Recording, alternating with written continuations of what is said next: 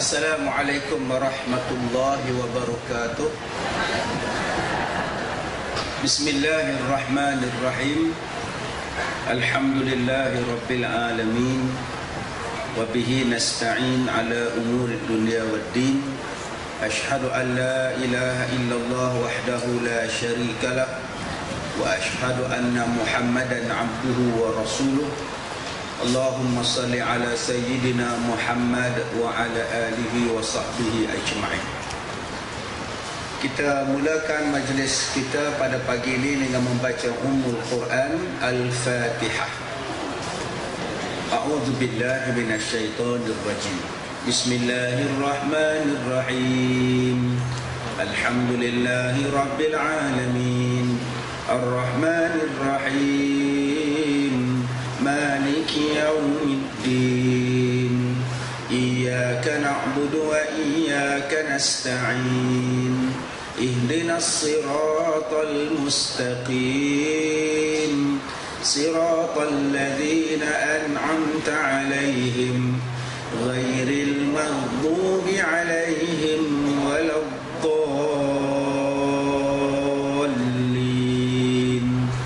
آمين.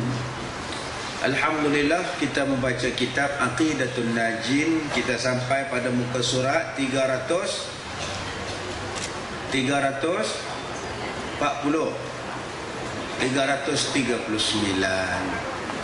Baik, kita masuk kepada tajuk penyakit-penyakit yang sampai kepada orang yang belajar. Penyakit-penyakit sampai kepada orang yang mengajar.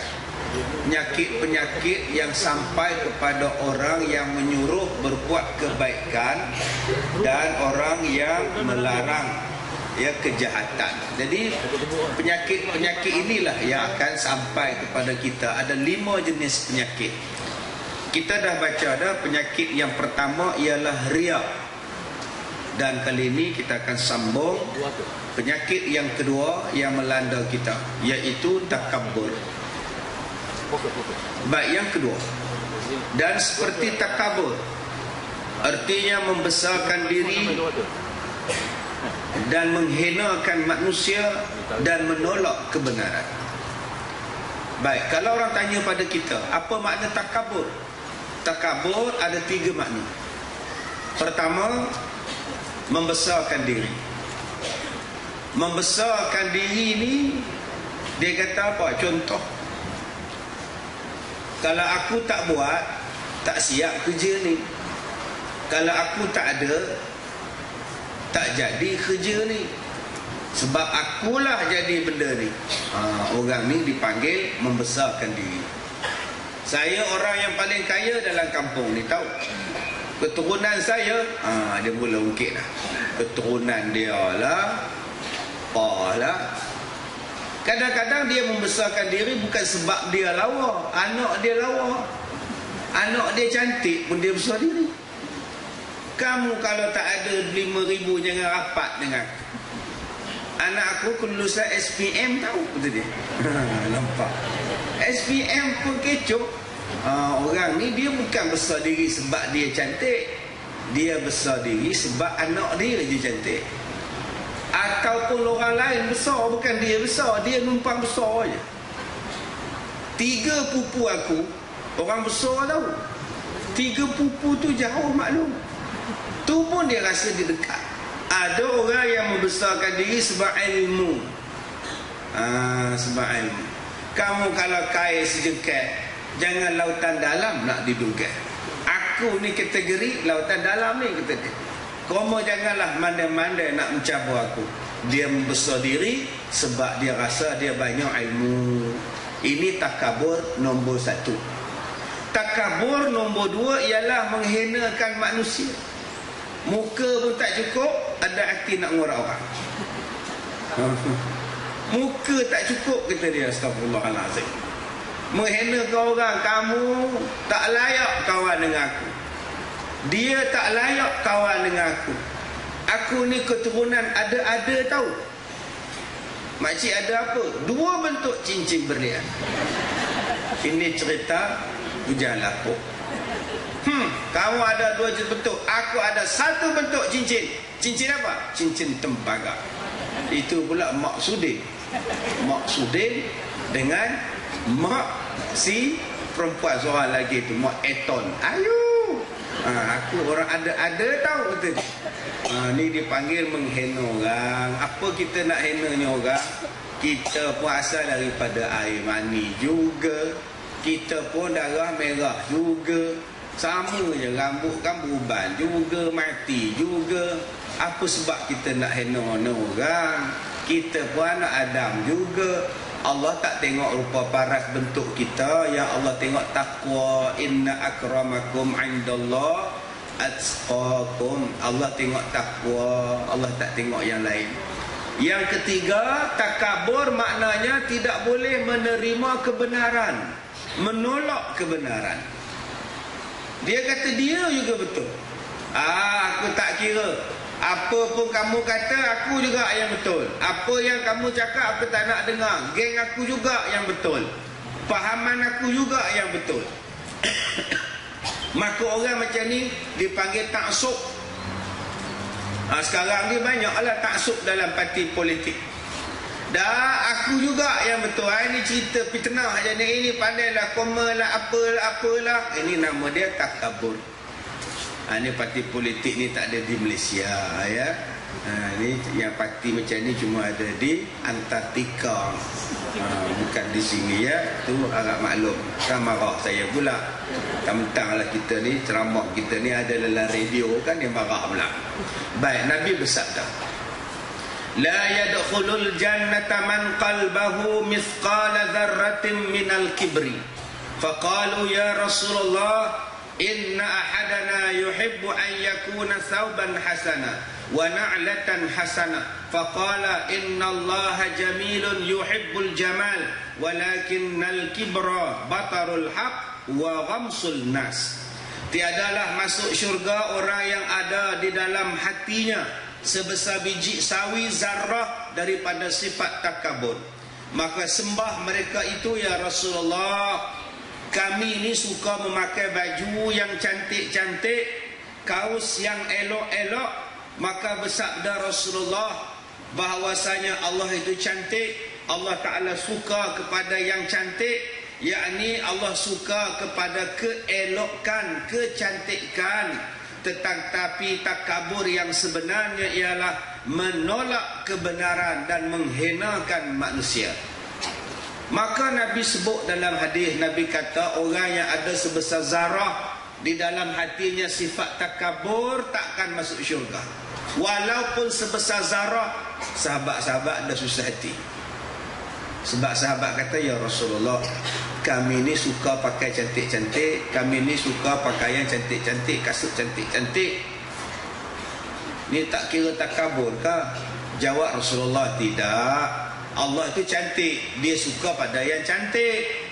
Habis itu takabur itu apa? Menghina orang lain, menolak kebenaran. Itu baru dipanggil takabur. Abang-abang kakak hari ni datang pakai cantik-cantik, Allah suka, pakailah. Jangan kata takabur pula. Pakai baju batik nak tunjuk ke orang. Lepas tu apa? Baju dia di rumah batik semua. Rupanya dia tokek batik semua dia. Adakah itu dipanggil takabur? Tidak. Tuan-tuan datang sini naik kereta mahal-mahal, datanglah. 5 juta harga keretanya, nak datang, silakan, duit banyak. Allah suka. Akak-akak datanglah, belilah kereta elok-elok, senang nak datang belajar. Ini nunggu teksi tak datang, nunggu bas tak datang, jalan kaki datang. Duit banyak, pakai, Allah suka. Pakailah tudung cantik-cantik kat timur.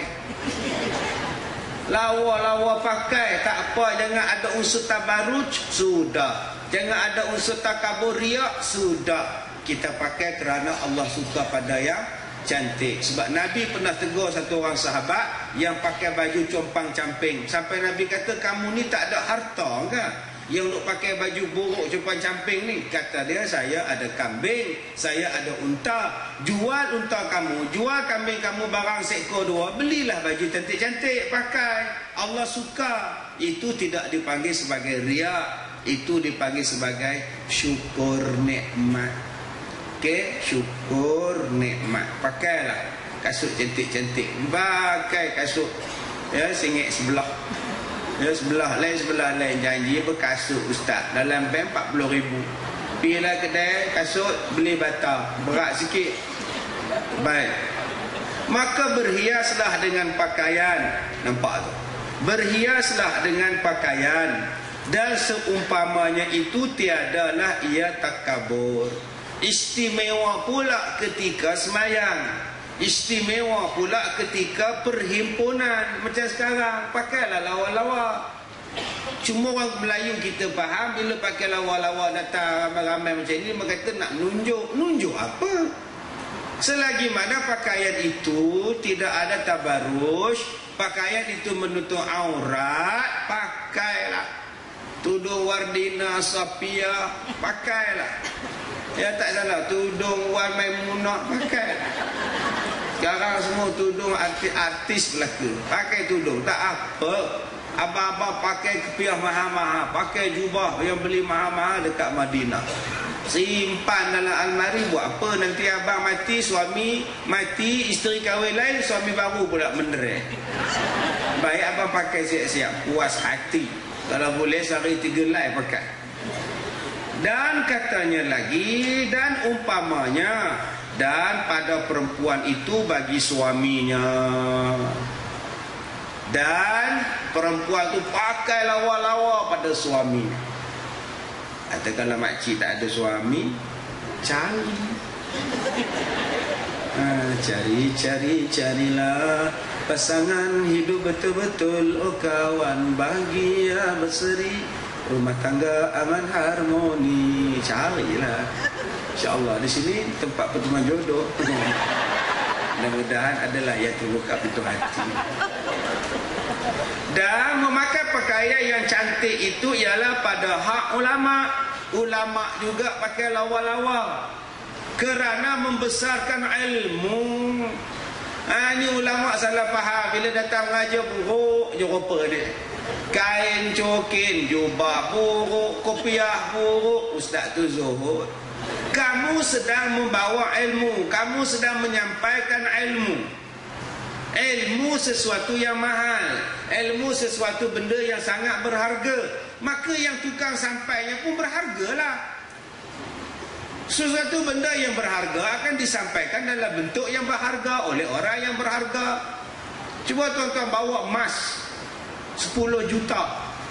Syarikat emas mengantar emas kepada tuan-tuan. Ada dia hantar pada postman biasa.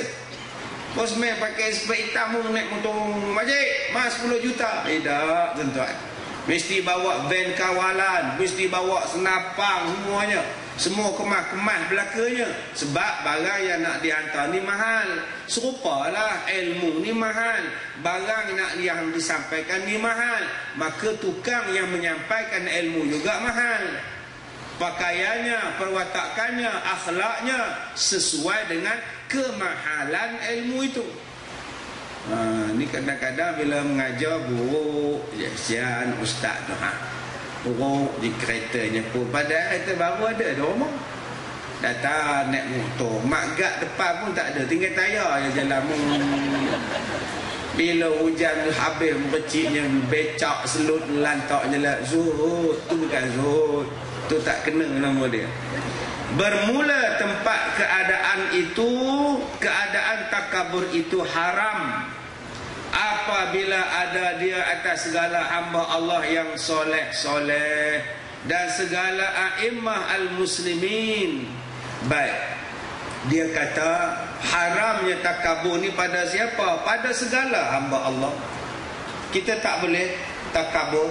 Tambah-tambah lagi kalau kita nak takabur atas orang-orang yang baik-baik. Kita nak tunjuk kita ni hebat, bangga, bongkak, sombong. Kita duk tunjuk takabur kita pada orang soleh yang baik-baik ni. Tak ada menyamun, tak ada merompak, tak ada bunuh orang, semayang rajin, semua rajin. Kita sombong pada mereka. Cuba tuan-tuan tengok orang Buddha. Orang Buddha tuan-tuan cukup hormat dengan Tok Sami. Bila Tok Sami lalu depan kedai, orang-orang Buddha hak meniaga-meniaga ni berhenti bagi duit, bagi makanan kat Tok Sami. Suruh Tok Sami doa dalam kedai. Orang Buddha juga hormat tuan-tuan kepada orang-orang Sami. Padahal Tok Sami dia biasa, yang rambut kan ada pun, baju pun tak tukar, tapi mereka hormat, melutut, mengesok bila jumpa Tok Sami. Kita hari ni dengan orang soleh maki hamun lagi, kutuk lagi. Sebab tu saya tak apa gemar melihat orang-orang soleh terlibat dengan politik secara peribadi. Saya tak suka tengok tok-tok guru, tok-tok alim pun turun padang pergi tunjuk perasaan. Habis pergi turun di atas pentas politik, pergi masuk sana kena maki, masuk sini tekak, nak tekak sini. Nak tekak apa dia? Orang alim. Jadi saya secara peribadi saya tak apa gemar.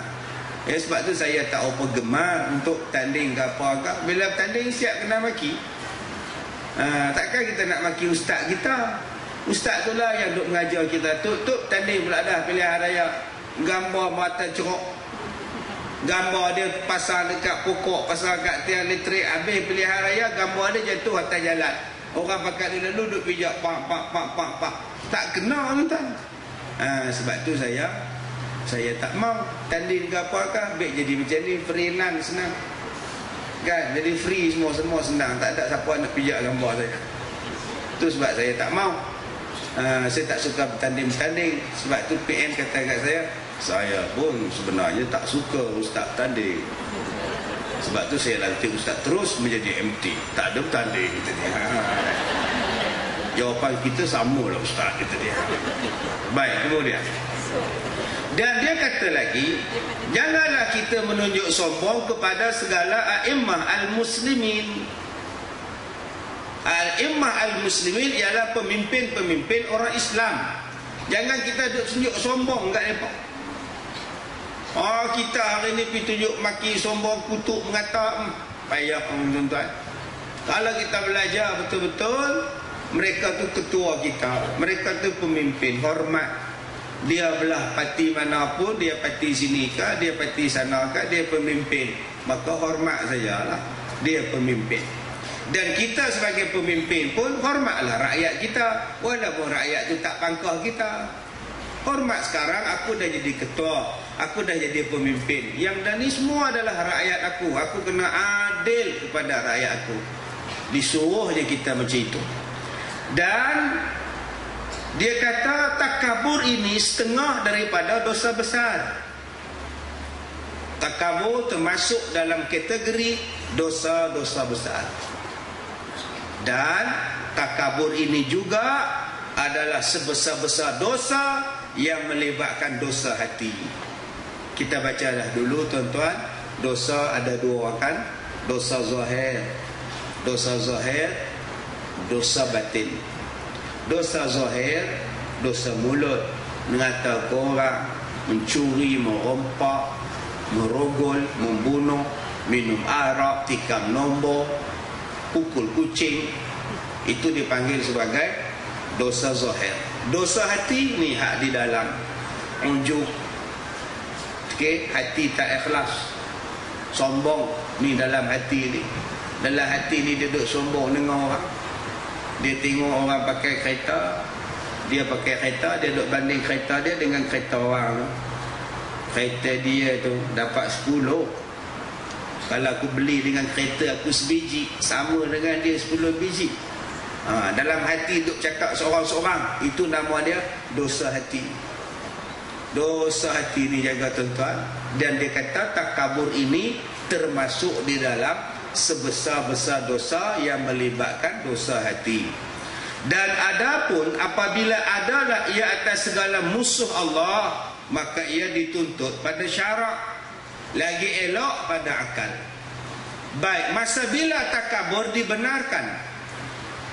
Takabur dibenarkan bila kita takabur di hadapan musuh Allah. Orang yang menghina Islam, yang menghina Nabi, yang menghina Al-Quran, yang menghina Islam, yang menghina orang Islam, yang membunuh orang Islam, ini dipanggil musuh Allah Ta'ala. Boleh sombong dan disuruh.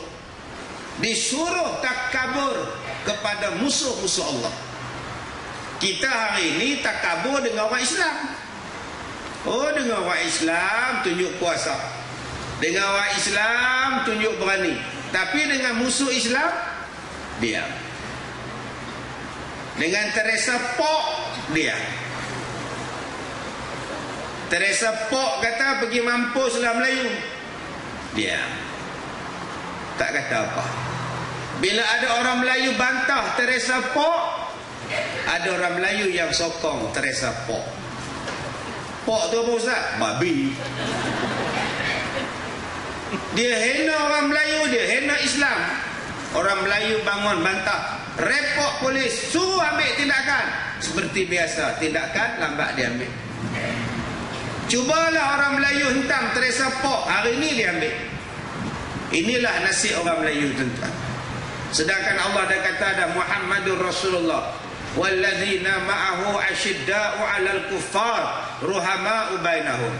Muhammad ini pesuruh Allah.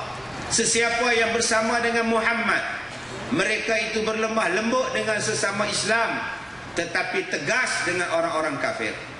Sekarang dah terbalik. Dengan orang kafir lemah lembut. Kik siang menghina terang-terang ayat Quran, menghina ayat Quran daripada surah Al-Baqarah ayat 124. Walan tarda ankal yahudu walan nasara. Dia hina Quran. Dia kata apa Quran duk kata dekat orang Yahudi, apa yang duk kata dekat orang Nasrani sebagai pengganggu umat Islam. Dia hinanya ayat Quran dalam khutbah Jumaat. Seperti biasa orang Islam hanya boleh buat report polis, kemudian diam. Dan geng-geng kik siang diam, tak kata apa. Nanti payah dapat kursi. Terbalik dah, tuan-tuan. Yang saya cakap macam ini orang akan marah pada saya. Tetapi bila orang kafir menghina Islam, orang Islam tak marah, tak bantah. Kalau saya bantah orang kafir itu, saya pula kena marah. Orang kafir lebih baik daripada saya. Ini dia, tuan-tuan. Dah terbalik apa yang kita baca dalam kitab ni. Dalam kitab ni sebut lagi elok takabur pada orang yang musuh Allah. Siapa musuh Allah? Setan. Sebab itu ambillah syaitan sebagai musuh, jangan ambil syaitan sebagai kawan. Siapa lagi musuh Allah? Yang menghina Islam, yang menolak Islam, yang menghina Allah Ta'ala, menghina Nabi dan sebagainya. Yang tu kita kena sombong, kena takabur, kena berani. Okey. Kalau boleh lempang je Teresa Pok. Seorang lagi kit siang pergi lempang kalau boleh. Buang hajar dengan orang Islam, buang hajar dengan ayat Quran. Baik, bermula murad takabur atas mereka itu, menghinakan mereka itu kerana kufur. Kenapa kita boleh takabur kepada musuh-musuh Allah? Sebab yang pertama, mereka itu kufur kepada Allah Ta'ala. Kita takabur kepada mereka sebab kamu menentang Allah Ta'ala. Kalau kamu nak amalkan agama kamu dan tak mengganggu Islam, kami tak marah. Tetapi sekarang kamu ni mengganggu Islam, mengutuk agama kami, menghina agama kami, iaitu sebab kami takabur. Jadi disuruh dalam agama kita. Dan yang kedua, menghinakan perbuatan maksiat. Tetapi bukanlah menghinakan zat mereka. Kita tak suka perbuatan maksiat yang mereka buat. Kita takabur pada orang yang buat maksiat. Yang tu boleh. Mereka ditangkap kerana melakukan perbuatan minum arak. Dah minum arak, mabuk pula, pergi langgar orang beratak. Kita pun buat operasi tangkap, cekok badan mereka, sumbat dalam lokap. Encik, tolonglah encik. Tolong apa? Hampa langgar orang, apa mabuk, hampa tak kisah. Apa ni abang sombong dengan kami? Nampak dia jawab. Sombong pula, biasa minum-minum biasa, mabuk biasa-biasa belah otak kamu.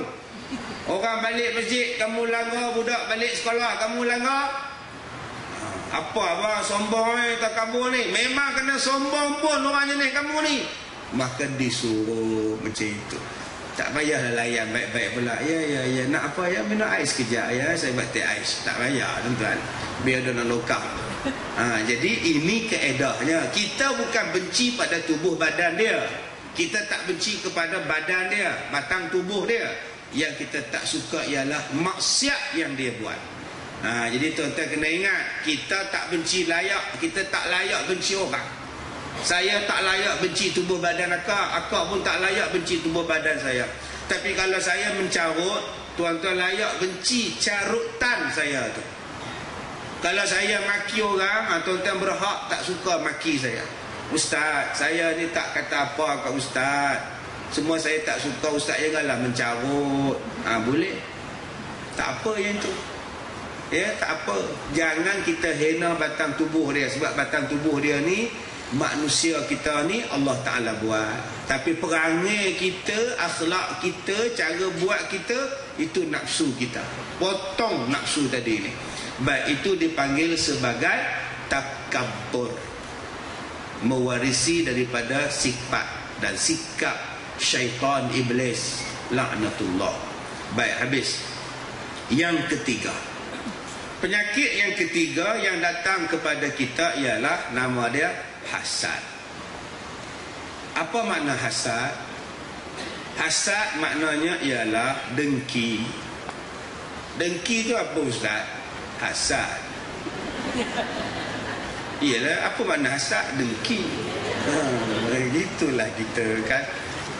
Dia tak boleh nak jawab. Hasad apa ustaz? Dengki. Ya, dengki tu apa? Hasad. Ustaz ni macam mana? Baik. Apa makna dengki? Bercita-cita akan hilangnya nikmat yang ada pada orang lain. Kita nak nikmat yang ada pada orang itu hilang, maka itulah dipanggil dengki. Cantik rumah dia non. Kalau kamu pergi tengok non, ya Allah, kolam renang nyata rumah tak bumbung. Ya ke kak kak hang berenang sekali, ya Allah. Kayanya dia menon oi. 2 hari lepas tu runtuh rumah tu. Tempat di kolam renang di atas. Apa jawab non? Padan muka. Siapa yang jawab pada muka, itulah nama dia hasad. Itulah nama dia dengki. Kita tengok kedai dia bisnes maju. Majunya bisnes, ya Allah, subhanallah. Beratur orang melengkor-lengkor baris nak beli burger, baris nak beli sate, berbaris nak beli laksa, tom yam, sotong, semuanya baris. Ya Allah, geramnya. Jagalah. Aku jumpa Boma, aku bagi kedai ni orang tak nampak. 2 minggu lepas tu kosong kedai dia. Kedai buka, tapi orang nampak macam tutup. Orang pun tak pergi, tak masuk. 2 minggu, tongkat dagu dia. Kita pun tengok, yes, berjaya juga usaha perbomohan aku. Maka kita dipanggil sebagai dengki. Okey, saya tengok ingat berbaris ni tuan-tuan. Semalam saya ceramah di Melaka. Nak pergi ke tandas, Masya Allah, berbarisnya panjang. Udah macam cerita P. Ramlee tuan. Laki perempuan baris sama sekali. Ya, dekat satu surau, sama satu baris je. Tandas satu, perempuan masuk, laki keluar, perempuan keluar, laki masuk. Ustaz, berbarislah sekali. Tak payah, saya kata. Oi, ramai gila dekat Melaka semalam, dekat Masjid Tanah Melaka, Masya Allah. Ya, ceramah hanya sampai jam 12.30, tak ada bergerak orang, tengah panas ni. Hebat orang Masjid Tanah ni tuan-tuan. Baik, jadi dia sebut di sini tentang hasad itu ialah bila kita nak nikmat orang itu hilang. Nikmatnya itu berpindah pada diri dia. Dia tengok isteri kawan tu cantik sangat. Macam mana aku nak tackle bini dia? Cari jalan macam mana nak tackle. Tiba-tiba dapat. isteri dia berpelihara, masuk dekat dia, tinggalkan suami dia. Ini nama dia dengki. Tengok jawatan dia. Jawatan ni glamour ni, bukan senang naik kereta cermin gelap. Dia cari jalan macam mana dia pun nak naik kereta cermin gelap juga. Akhirnya dapat kat dia. Ini nama dia dengki. Jadi berhati-hatilah tuan-tuan. Dengki ni macam-macam jenis. Ada orang yang dengki suaranya sedap. Macam mana nak bagi suaranya tak sedap? Diberinya minum, lepas-lepas minum sakit tekak, masuk hospital. Lepas hospital batuk berdarah, masuk hospital balik, berubat-berubat dah suara tak ada suara. Padahal mereka dah tak boleh baca Quran dah sekarang. Banyak yang macam itu. Ada orang yang bila tengah baca Quran, ada orang yang dengki di bawah, tiba-tiba suara tak lepas. Ada yang tengah menyanyi pertandingan akhir, bila-bila menyanyi tak lepas tarik. Macam-macam bentuk hasad dengki ni tuan-tuan. Penyakit manusia ni. Dia gunakan sihir, ya, dia gunakan perantaraan jin. Habis-habis kuat sangat, dia ambil pisau, dia tikam. Dah tak dapat, dia tikam. Meniaga kawan tu laku, meniaga kawan tu laku. Dia tak tahan, dia ambil golok, dia pergi serang kedai. Orang yang tengah makan di kedai ni berselerak, dia takutnya habis meja-meja tu. Tu nama dia dengki. Okay, daripada dengki inilah tuan-tuan dia mencukur agama. Dengki ni pisau cukur, bukan mencukur rambut kita. Pisau cukur yang dimaksudkan oleh Rasulullah mencukur pahala. Orang yang ada sifat hasad, pahalanya habis dengan sebab hasadnya itu. Bersalahan barang yang apabila cita-cita itu akan dapat seumpama nikmat lain, maka bahawasanya dinamakan dia sebagai ghibtah, dipujikan pada syarak. Dan ada satu lagi hasad, satu lagi dengki yang dibenarkan oleh syarak. Apa dia? Dipanggil sebagai ghibtah. Dipanggil sebagai ghibtah. Ghibtah ni tuan-tuan, hasad yang dibenarkan. Kita tengok anak dia sekarang dah belajar di Mahat Sains, Mahat Tahfiz Sains, Maktab Sains Rendah, Mara Sains, Al-Quran lagi. Masya Allah. Kita pun kata dekat suami kita, abang, kalau boleh ipui itu jadi macam anak makcik Leha tu. Sekarang dah 3 4 dah ingat Quran 25 juzuk, masuk pula Mahat Tahfiz Sains. Kalau boleh kita masuk situ abang ipui. Abang pun cadang begitu juga. Kita ajar elok-elok, dapat UPSR elok-elok, nanti dapat temuruga, dapat lulus, masuk. Eloklah abang. Anak kita pun baru 2 hari. Rupanya baru beranak 2 hari dah bercita-cita.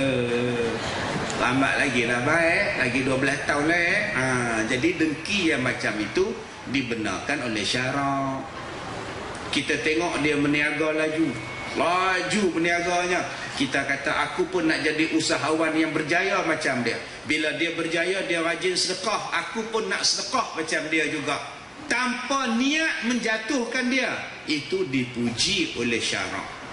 Kita tengok satu orang alim mengajar siang malam pagi petang, siang malam pagi petang, siang malam pagi petang. Kita kata dalam hati kita, aku pun nak mengajar macam dia juga, aku pun nak buat macam dia juga, tanpa niat menjatuhkan dia.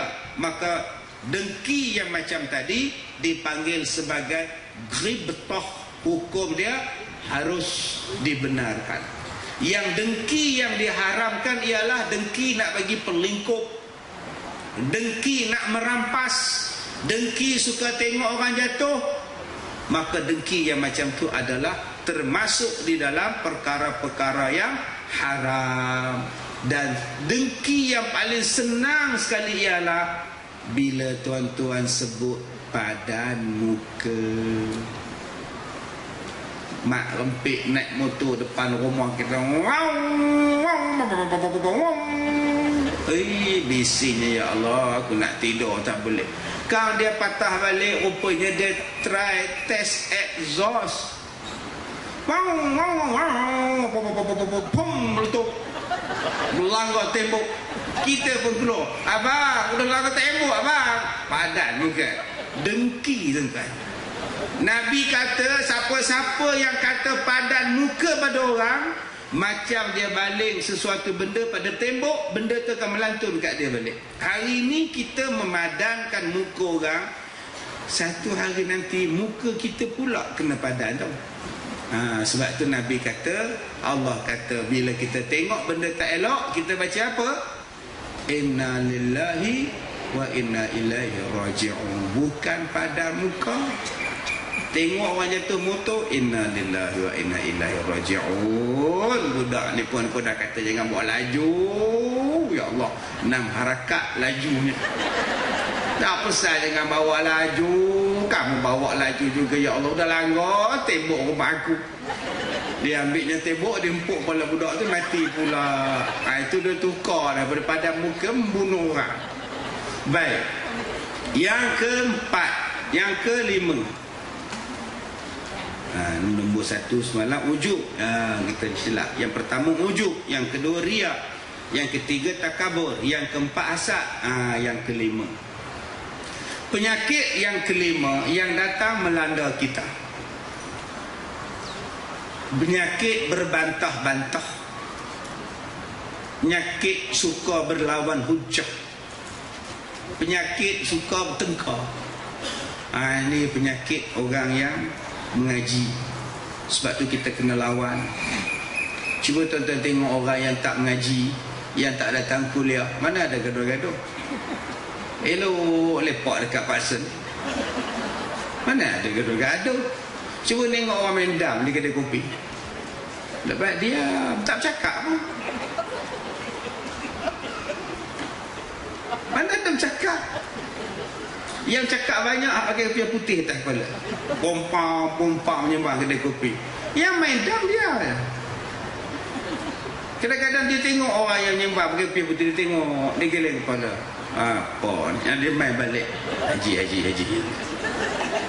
Masa belum pergi haji makan satu, balik pada haji pakai serban 6 sekali makannya. Tu nama dia Haji Dam. Tamak loba betul. Jadi penyakit saya yang mengajar orang siang malam ni, penyakitnya kata pengarang kitab ni ialah suka berbantah. Penyakit kita yang suka belajar ni suka bantah. Sebab kita rasa kita dah hebat, kita dah rasa kita ni dah cukup power, dah cukup ilmu, maka kita pun sukalah bantah-bantah. Sepatutnya semakin mengajar, semakin belajar, semakin menunduk, jadi tawaduk. Bukan semakin merak, dada ditegakkan, tunjuk kata hebat, mulut makin dibesarkan, mengatakan dia hebat. Salah. Penyakit berbantah-bantah ini apa? Seperti berbantah-bantah, iaitu menolakkan lawannya daripada membinasakan perkataannya dengan hujah, padahal qasad ia dengan ia akan tashih kalamnya. Yang dikatakan berbantah itu apa? Makcik, tutup aurat ni wajib makcik. Ustaz, kalau nutup pun daripada kepala sampai ke kaki ustaz. Kalau mulut mengata ke orang buat apa ustaz? Kepala goyang, badan goyang. Ni tengok. Kan tengok. Kalau mulut mengata ke orang buat apa, betul saya pakai apa itu dia. Ya Allah. Orang macam ni kita boleh bantah. Makcik, menutup aurat itu unsur yang lain. Mulut mengata pada orang bahagian lain. Kita tak boleh bantah hukum Tuhan makcik. Makcik, aku tak adalah bantah, kata dia. Tapi bukan maknanya orang yang berkembang macam aku ni jahat, aku ni baik. Orang macam ni kalau tuan-tuan bantah, letih tuan-tuan. Baik tuan-tuan bagi sedekah kat dia. Ni tudung makcik, ni telekor makcik, makcik pakailah hadiah. Bantah menang ke dia. Terus duk bantah. Kita cakap elok. Yang kedua, bantah dalam keadaan kita tahu kita salah, tapi tetap kita nak bantah. Bantah inilah penyakit yang besar yang datang kepada orang belajar. Kita kata tak boleh curi ayam, Saya baru curi ayam, kawan saya curi kambing, lagi teruk curi kambing. Dia bantah. Tak kira lah curi ayam ke curi kambing ke, hukum dia haram. Tapi tak adalah haram besar macam curi lembu. Dah ke lembu pula pergi dia. Inilah penyakit orang belajar, penyakit orang alim. Dia bantah sana, dia bantah sini, dia guna idea dia banyak. Penyakit ini akan datang melanda kepada kita orang alim, yang datang melanda kita orang mengaji. Sebab itu kita mula-mula sebut pada minggu lepas, sepatutnya bila kita belajar, bila kita orang yang datang belajar, hati jadi lembut. Bukan hati nak bantah. Kalau salah, salah, saya terima. Kalau tak betul pun saya terima, saya minta maaf, terima kasih atas teguran. Bukannya bantah. Ya, sekarang ni banyak bantahnya. Dan padahal qasad ya, dan bermula tempat haramnya apabila adalah ia bagi merosakkan perkataan orang lain. Berbantah ini ialah merosakkan perkataan orang lain. Padahal perkataan orang lain itu betul. Betul. Kita tegur, kenapa kamu berbaik dengan orang kafir?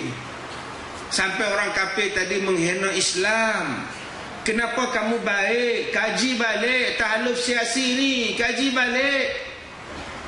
Dia jawab balik, daripada berbaik dengan orang munafik dan zalim, lebih baik dengan orang kafir, kata dia. Ini bantah yang haram.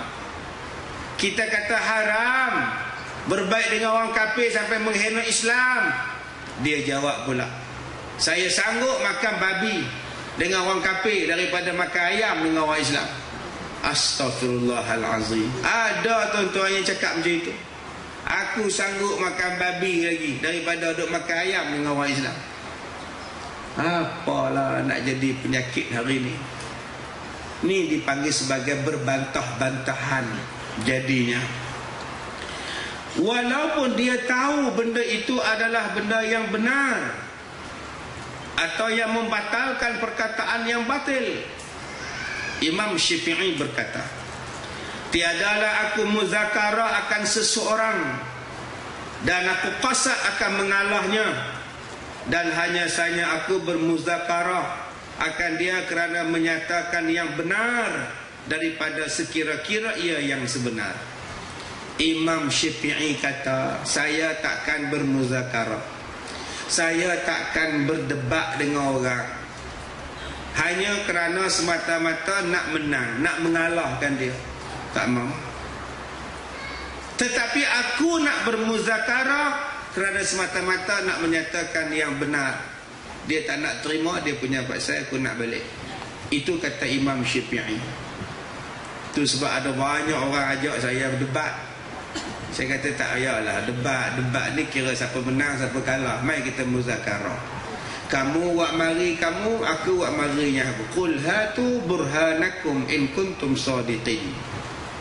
Kamu wak mari hujah kamu, aku wak mari hujah aku. Tengok siapakah hujah yang benar. Bukan siapa yang pandai bercakap, siapa yang hujah benar. Macam-macam tuan-tuan. Ni kes maulud Nabi, ni kes itu lah. Kes, saya kata Nabi Muhammad, kita tidak boleh kata Nabi Muhammad seperti mamak-mamak di kampung.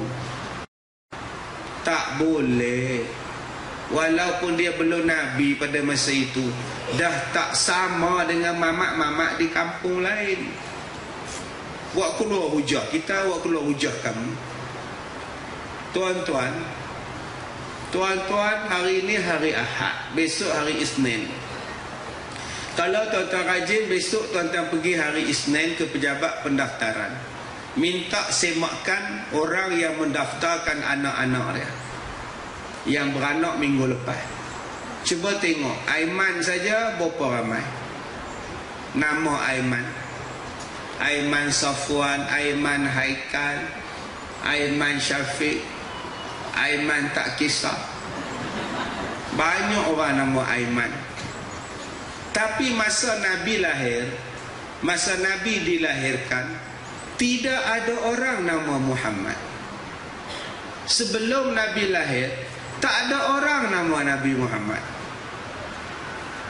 Tak ada siapa di Mekah nama Muhammad. Pelik. Padahal nama Muhammad itu nama orang Arab. Saya tak heran kalau orang Melayu di Perak ni, dia lahir-lahir anak, dia bubuh nama Aiman, Sapuan, Syaikal, Haikal. Tak heran. Sebab tu nama kita. Dan tak heran pun kalau tak ada nama Diego Maradona. Ada di Manjui nama Diego Maradona. Tak heran langsung. Carilah di Manjui. Ada tak yang nama Berbatov? Dimitri Berbatov. Tobat lahum tak ada. Sebab Berbatov bukan nama orang Melayu. Tak heran kita kalau di Manjui tak ada orang yang bernama Juan Antonio Samaranch. Peliknya nama anak kamu. Kamu ni orang Brazil ke Argentina? Saya orang Paris. Tobat lahum tak ada. Sebab nama tu bukan nama orang Melayu. Juan Antonio Samaranch. Tahu? Apa nama anak kamu? Anak saya nama Filipe Truzier Mondrier. Oi, susah je sebut. Orang mana ni? Saya orang layang-layang. Kita takkan bubuh nama anak Filipe Truzier Mondrier kat Timah. Kejap bangun, kejap duduk. Ya Allah. Buat apa kita bubuh nama anak Filipe Truzier Mondrier ni? Bukan nama orang Melayu. Tetapi Muhammad itu nama orang Arab. Tetapi di Mekah tak ada siapa buah nama Muhammad, buah nama Ahmad.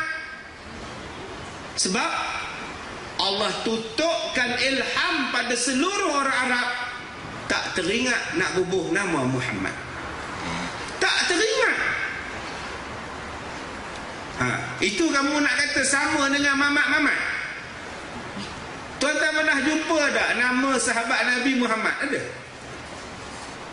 Abdullah ramai, Umar ada, Osman pun ada, Said banyak. Tapi tidak ada orang pada zaman itu yang namanya Muhammad sebelum Nabi lahir. Sebab Allah Ta'ala tutup ilham manusia di zaman itu. Jangan bubuh nama Muhammad.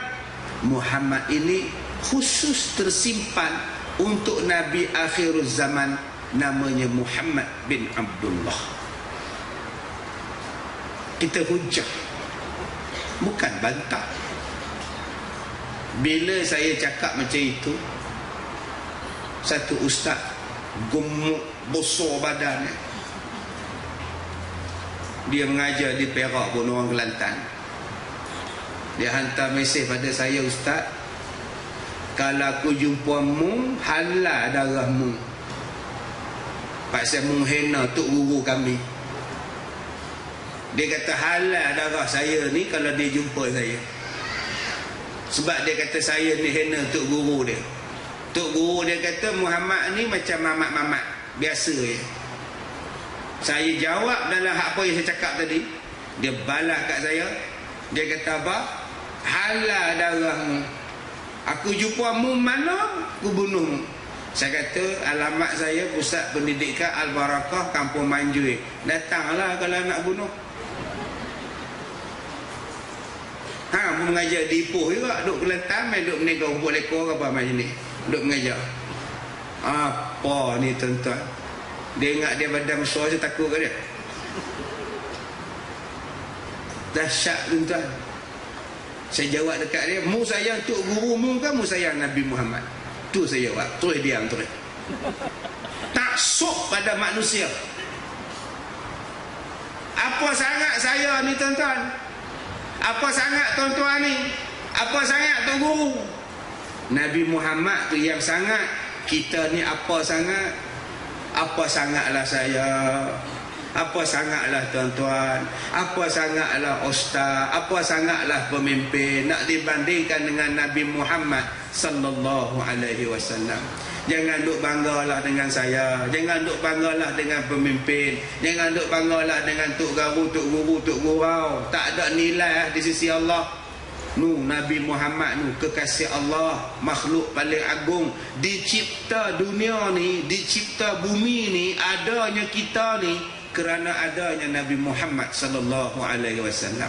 Kalau orang hina Nabi Muhammad, wajib kita pertahankan. Walau siapa pun yang menghina Nabi, tetap kita kena pertahankan Nabi sallallahu alaihi wasallam. Baik, kemudian telah berkatanya tadi khatimah, penutup. Ini suatu kesempurnaan pada menyatakan suatu daripada ilmu tasawuf. Kitab kita ni kitab yang membincangkan ilmu tasawuf. Okey, ilmu tasawuf. Dan setengah daripadanya itu membahaskan namimah, benda yang merosakkan, yang datang daripada mulut. Dalam kitab ni kita membicarakan perkara-perkara yang membawa kepada namimah ni, hak bawa dosa, yang mana daripada namimah inilah datangnya muhlikat. Muhlikat ni maknanya kebinasaan. Semayang bagus, tapi ada namimah pada semayang, rosak. Nama dia apa? Riak pada semayang. Puasa tu bagus, bagus, tapi ada namimah, habis puasa. Apa dia? Riak. Sebab itu Imam Ghazali kata apa? Tuan-tuan dengar betul-betul apa kata Imam Ghazali. Imam Ghazali kata,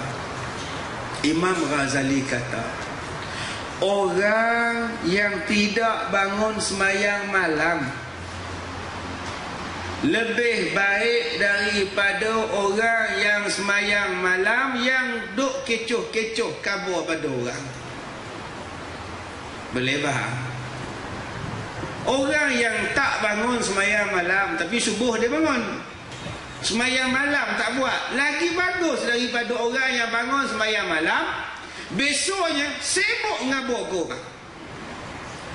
Ai, ngantuknya. Kenapa aja semalam kiamulal? Lingkup tuan-tuan. Makcik tiap-tiap malam kiamulal ustaz, tak pernah tinggal. Ya ke makcik? Habis pahala makcik. Namanya apa? Muhlikat. Perkara-perkara yang merosakkan. Jaga-jaga ya, bila kita buat baik jangan kabur-kabur. Bila kita buat benda tu jangan riak. Jangan. Kita jadi orang yang tawadhu. Itu nama dia muhlikat. Ungkit.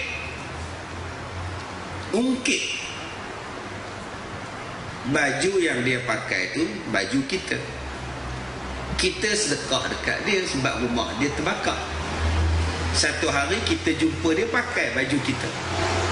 Kita pun cakap pada kawan-kawan dia, baju dia tu aku yang beri tu, kesian rumah terbakar. Habis pahala.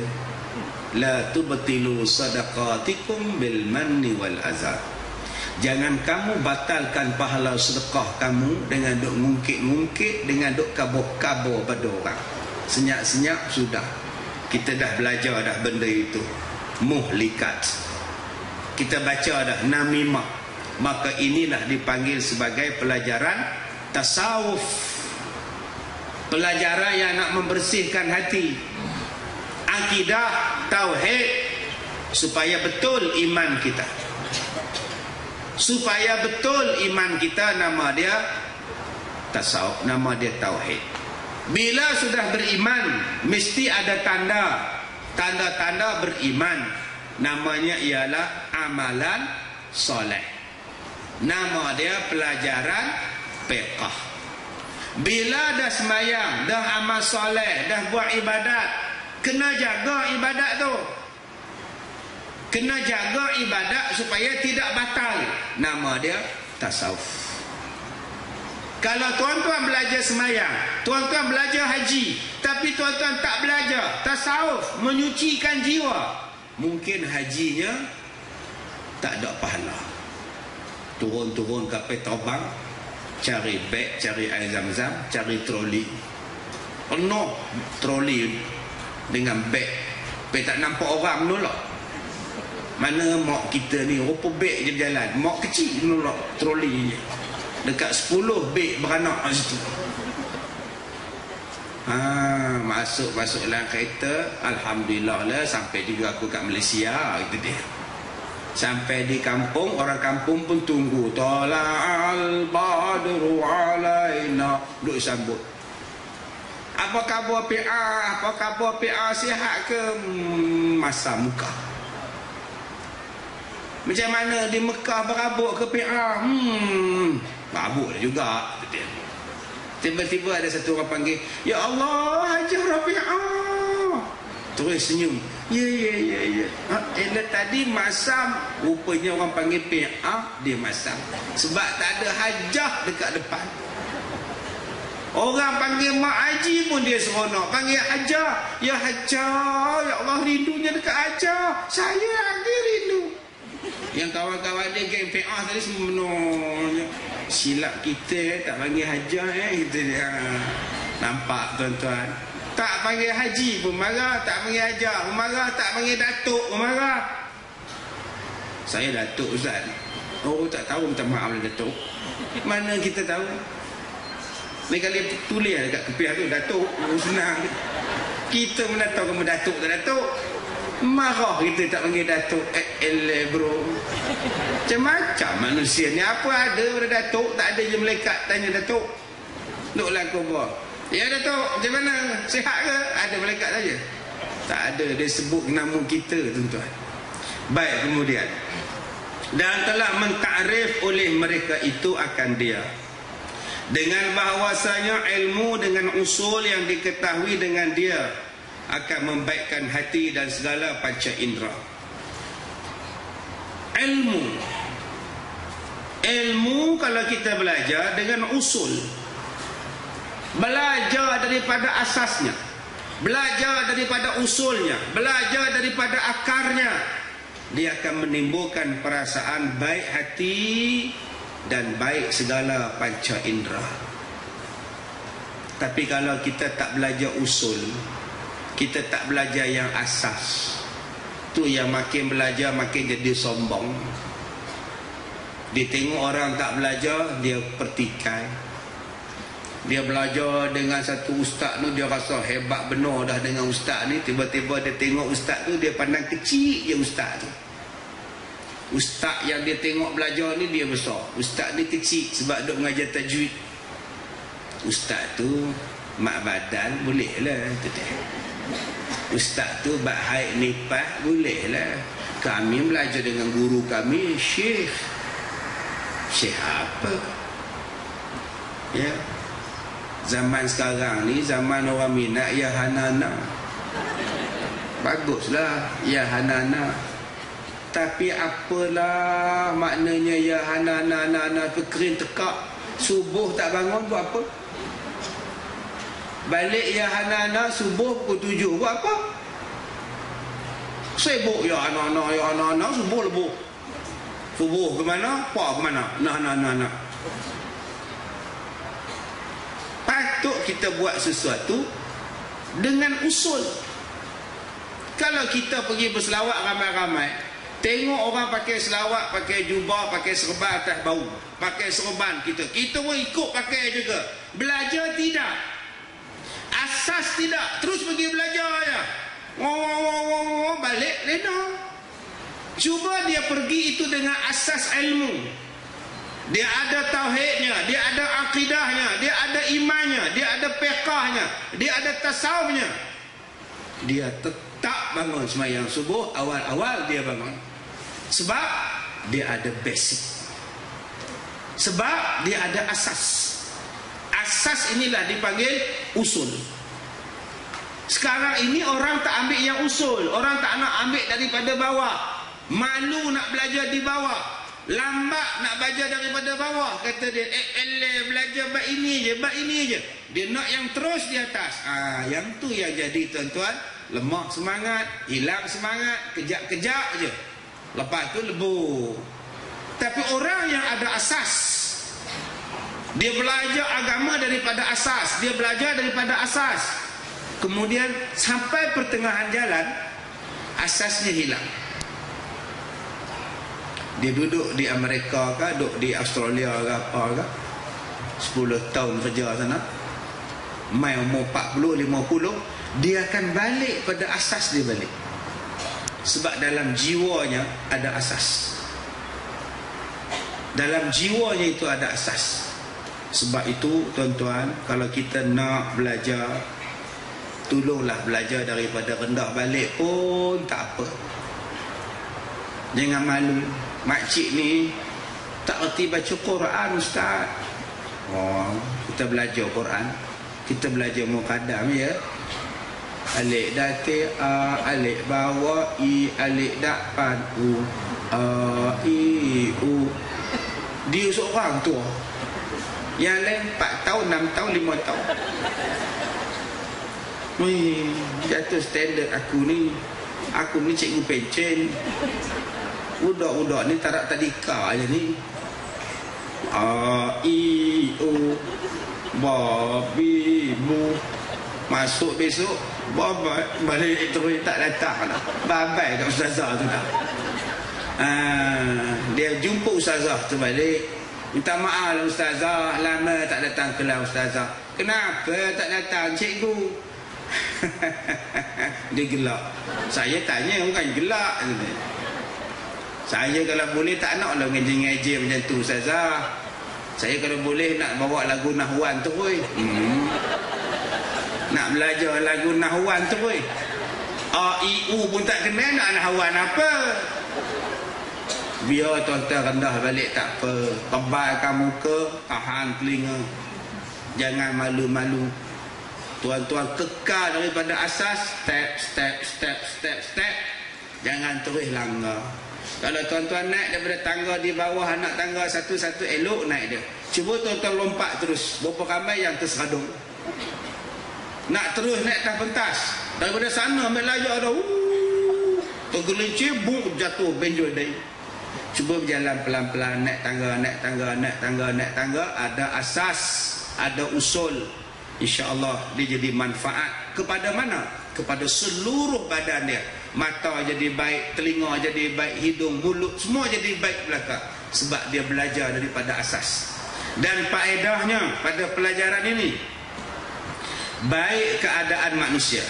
Kerana barang yang padanya daripada bersungguh-sungguh untuk menyucikan akidah dan menyucikan dan kamal segala amal dengan betul. Apa faedah kita belajar tasawuf? 2 faedah. Pertama, menyucikan akidah. Kedua, menyempurnakan amalan. Amalan sembahyang, amalan batin, amalan zahir jadi baik bila kita belajar tasawuf.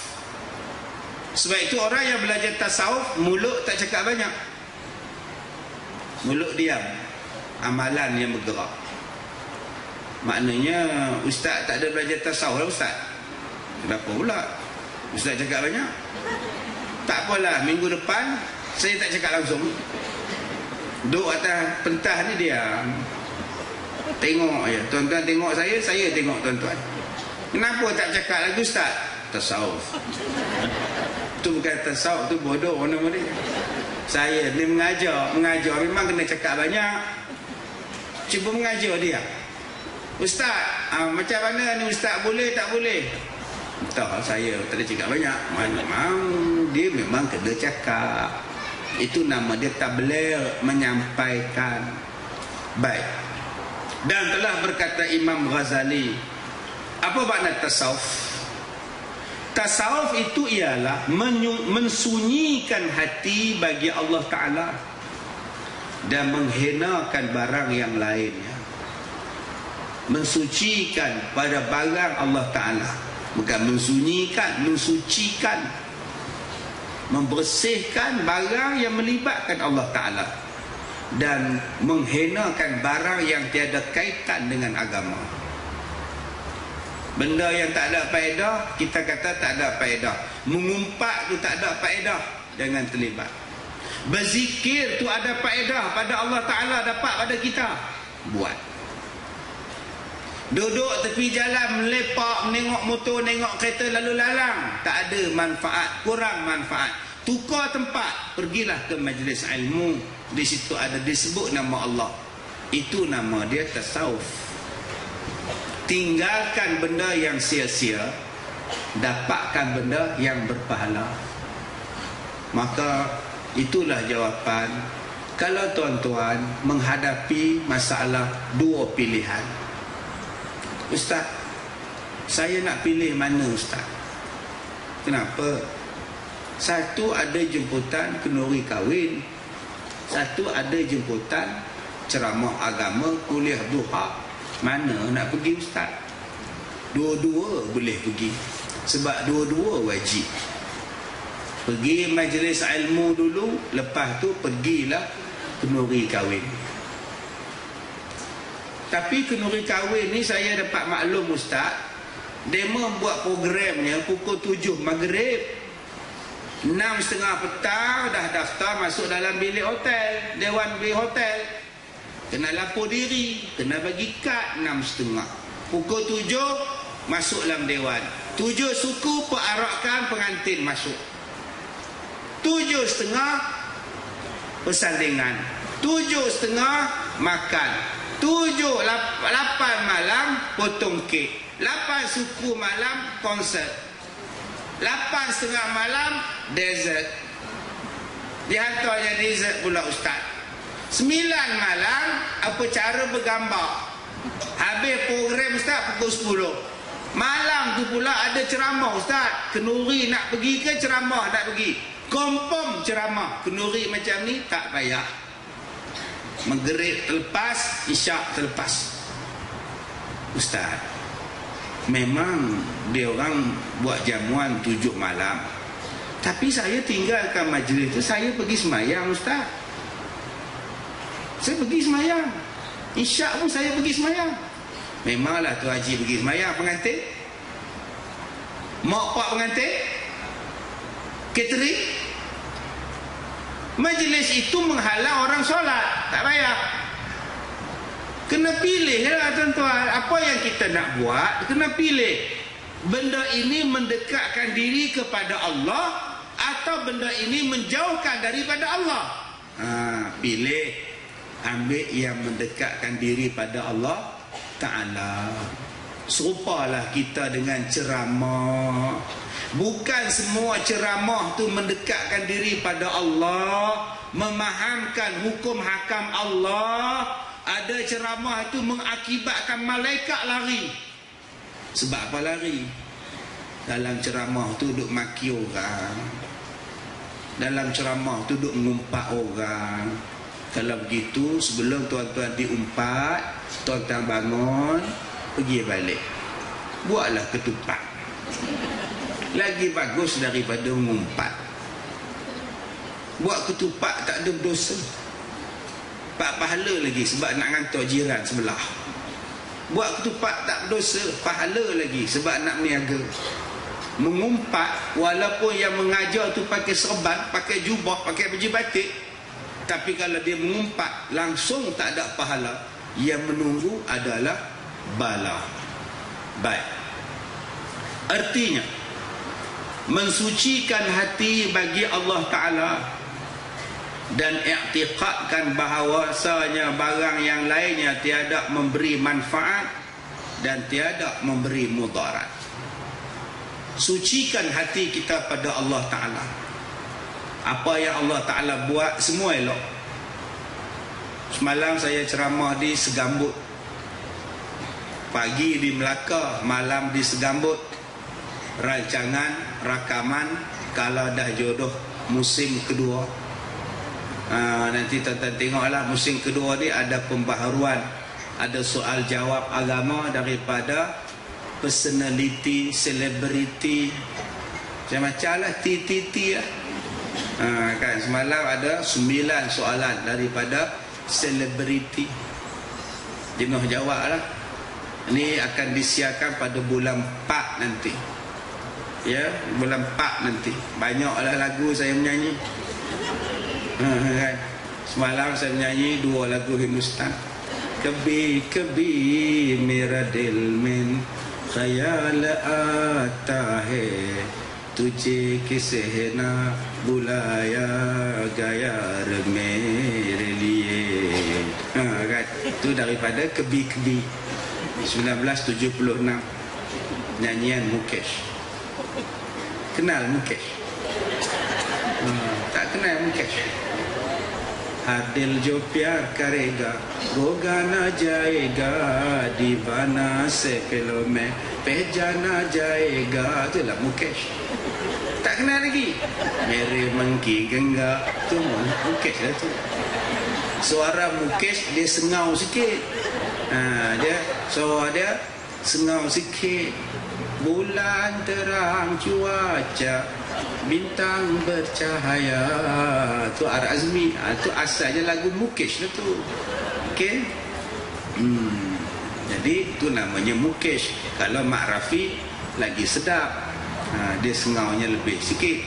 Mak Rafi. Kalau Kishore Kumar suaranya kasar, garuk-garuk suaranya. Ya, Mary Sapno Kirani. Itu nama dia Kishore Kumar ya. Yang mana faham? Tak faham sudah.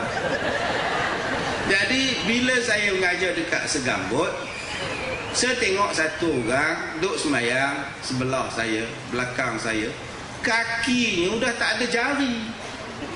Pakai stocking. Hitam kaki dia. Saya kata, ya Allah, kecil manis lah ni, ya Allah. Sian tak? Bila saya nak naik, dah melimpah masjidnya penuh. Saya semayang di kaki 5. Mayang kaki 5 ramai-ramai dalam tadi muak lah. Bila saya nak naik ke masjid, dia pegawang sana, pegawang ni, pegawang sini, sebab nak bersalah. Saya kata, Pak Cik tak payah berdiri, duduk atas kursi itu. Saya tak ada kaki Ustaz. Nampak, saya kata, tak ada kaki nampak. Walaupun kaki tu tak nampak, tapi saya nampak tak ada kaki. Dah setahun Ustaz, 14 hari bulan 2 ni tak ada kaki. Cukup setahun lah Ustaz, 14 bulan 2 ni cukup setahun. Saya kata hari Valentine lah cuba saya kata. Cukup setahun lah kaki tak ada, kata dia. Tak nampak pun muka kecewa, tak nampak pun muka sedih, tak nampak pun muka fras. Sebab mungkin dalam hati dia redha. Allah bagi ini adalah yang terbaik kepada aku. Kalaulah kita faham apa yang Allah bagi pada kita adalah yang terbaik, kita akan jadi orang yang betul tauhidnya. Kita orang susah, kerja dah susah payah, tak kaya-kaya.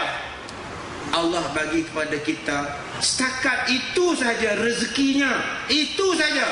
Inilah yang terbaik pada aku. Dah cukup. Allah bagi kita seorang je anak. Inilah yang terbaik pada aku. Allah bagi kita 16 anak. Inilah yang terbaik pada aku.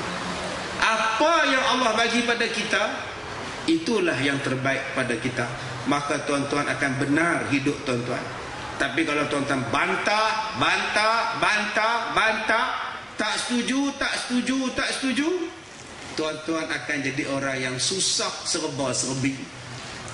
Jadilah orang yang gembira dengan apa yang Tuhan bagi pada kita. Tolong gembira, tolong enjoy. Saya sebut pada tuan-tuan banyak kali, enjoy your life. Enjoy your life. Apa life makcik sekarang? Duduk di rumah lah Ustaz.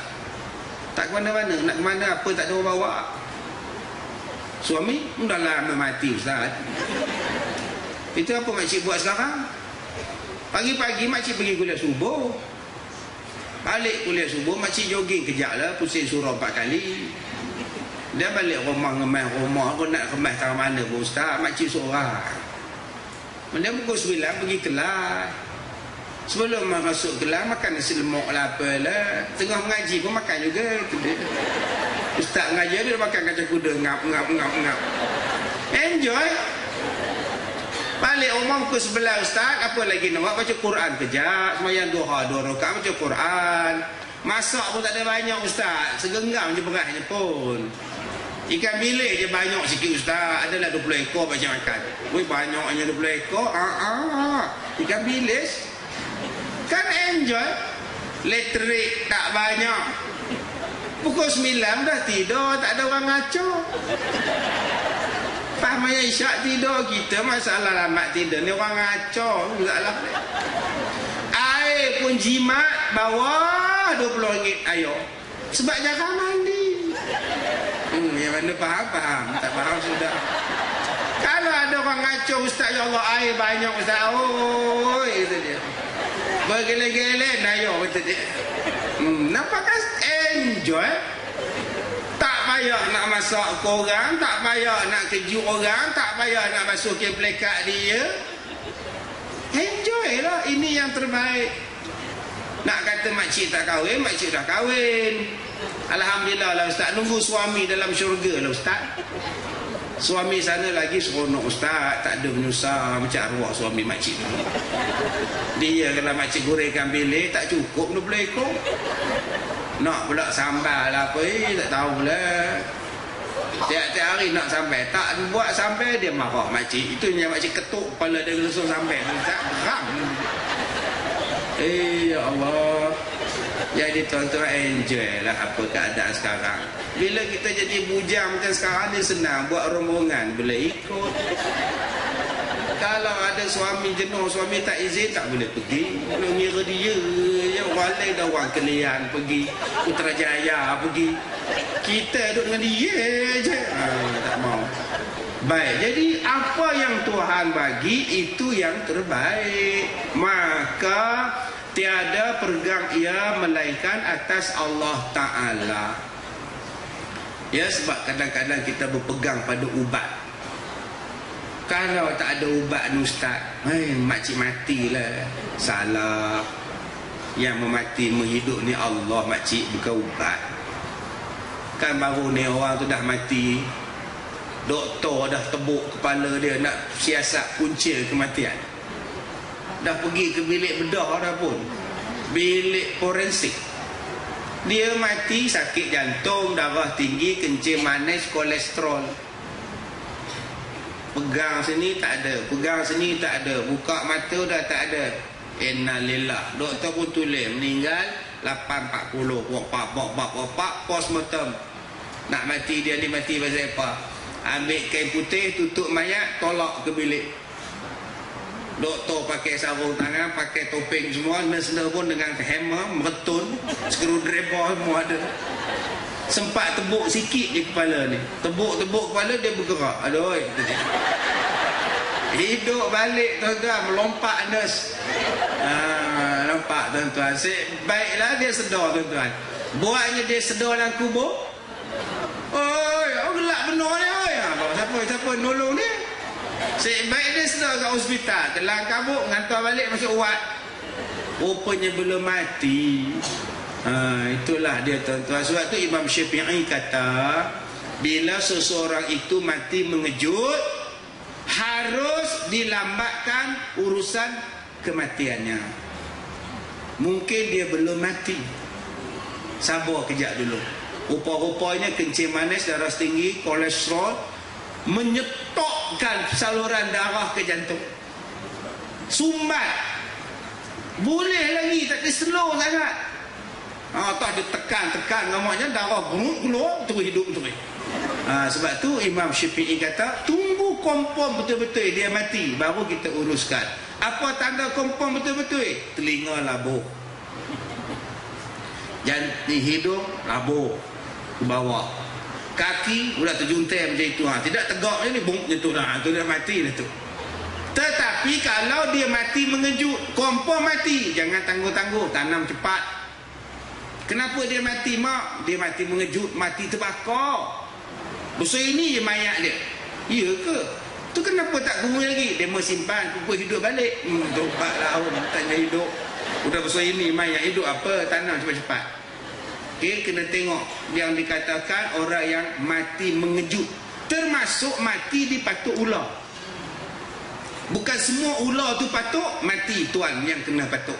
Kadang-kadang dia cuma jadi menghentikan jantung, dia tidak menghentikan nadi. Sebab tu bawa ke hospital dulu, tunggu dulu. Jangan tuan-tuan tengok-tengok ayah mak dah tak ada patut dia ular. Innalillah. Kambuh tu baik. Mandi-mandi mayat, basuh air kapur baru bersin. Orang empat Tok Imam jantung pula, dia pula innalillah. Tukar lubang kubur je. Patutnya untuk ajar Rafi'ah, tukar ke ajar Rafi. Eloklah. Baik, kemudian maka murak dengan menghinakan barang yang lainnya itu diiktikadkan bahawasanya tiada memberi mudarat dan tiada memberi manfaat. Benda-benda lain tak ada bagi manfaat, tak ada bagi mudarat melainkan dengan izin Tuhan. Maka tuan-tuan tak payahlah takut dengan hantu, tak payahlah takut dengan orang minyak, tak payah takut dengan santau. Kalau Allah kata tak jadi, tak jadi. Dan tiada murak dengan dia, mengerjikan dia dan mengurangkan dia. Dia kata satu-satu benda dalam dunia ni tak mengejikan Allah, tak mengurangkan kemuliaan Allah. Kalau kita semayang ramai-ramai pun tak menambahkan kemuliaan Allah yang memang dah mulia. Kalau kita tak semayang pun tak mengurangkan kemuliaan Allah, memang Allah dah mulia.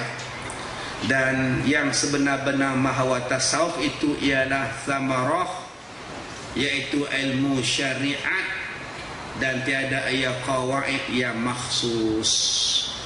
Dia kata tasawuf ini ialah ilmu yang berkaitan dengan syariat. Macam mana nak mengajar tasawuf? Terpulang pada tuan-tuan, mengikut kebijaksanaan pemahaman tuan-tuan masing-masing. Baik.